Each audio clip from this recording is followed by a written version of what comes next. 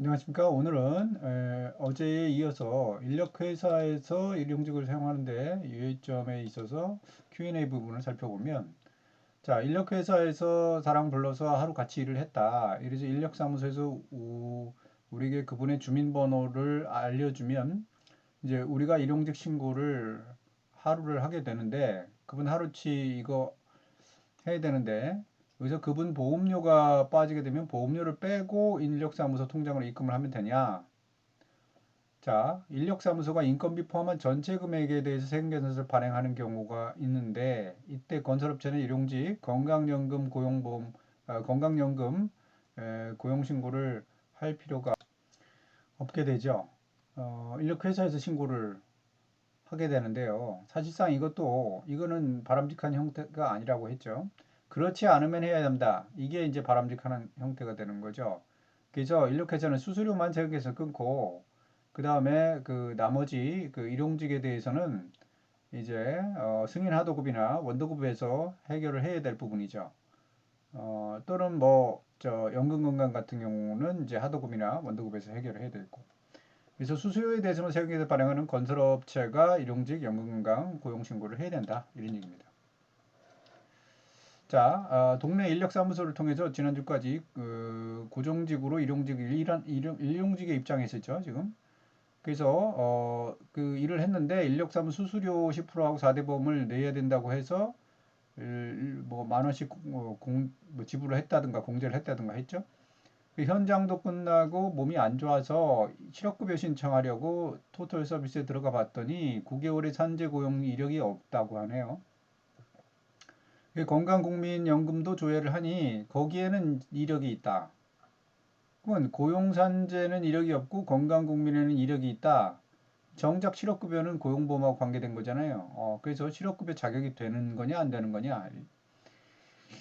근로한 사실이 있으면 근로내역 신고를 원래는 해야 되겠죠. 누군가는 해야 되는데 안 하면 그 업체의 과태료 처분이 있죠.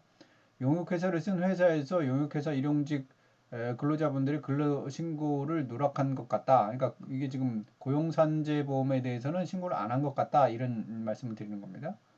그러니까 국민연금은 건강연금은 누군가 신고를 했는데 고용산재는 신고를 안 한 것 같다. 이런 얘기죠.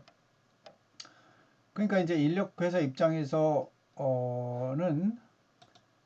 고용산재 부분에 대해서는 사실은 그 인력회사가 고용한 게 아니니까 그거 빼고 건강연금은 세금 신고하는 부분에서 해야 되니까 뭐 신고를 했다 이렇게 된 거네요.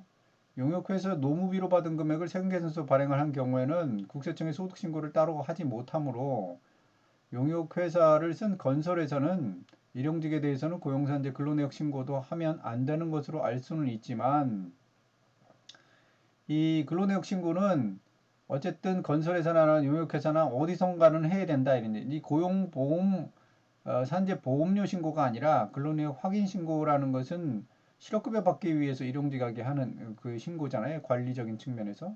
그러니까 누군가는 해야 된다.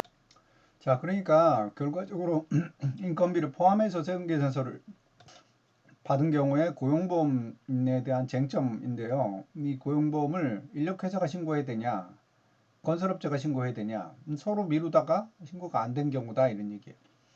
근데 어찌됐든 건설회사 입장에선 세금계산서를 받든 전체로 인건비에 대해서 받든 수수료에 대해서만 받든 어찌됐든 근로내역 확인 신고 이거는 해야 된다는 얘기. 그리고 현실에서 또 보험료 부분에 있어서 고용보험료, 산재보험료도 건설회사에서 부담하는 패턴이 어, 원래는 맞는 거죠. 세금계산서로 받았다고 해서 사실 고용보험료, 산재보험료 없는 건 또 아니고, 근데 이제 그 부분이 좀 공단에 발각되기가 쉽지도 않은 부분이긴 하지만 어찌됐든 근로내역 확인 신고 부분은 일용 근로자에 관계된 부분이기 때문에 어디선가는 해야 된다 이런 얘기입니다. 그래서 뭘 안 했다 둘 다 건설회사도 안 하고 인력회사도 안 했다 그러면 일용자 입장에서는 어쩔 수 없이 직접 본인이 가서 입증 서류 가지고 뭐 실업급여 받으려면 노무비 입금 대장이 있겠죠. 입금 명사서 아니면 인력사무소 연락처 담당자 뭐 회사 연락처 건설회사 연락처, 담당자, 뭐 기타 건강연금은 또 가입을 했다니까 건강연금 가입된 증빙 자료 이런 거 갖추고 직접 신고하면 되는 그런 상황입니다. 사실 조금 인력회사 부분이 상당히 정돈이 쉽지 않은 부분이었습니다. 이상 오늘은 인력회사에서 발생하는 문제에 대해서 살펴봤습니다.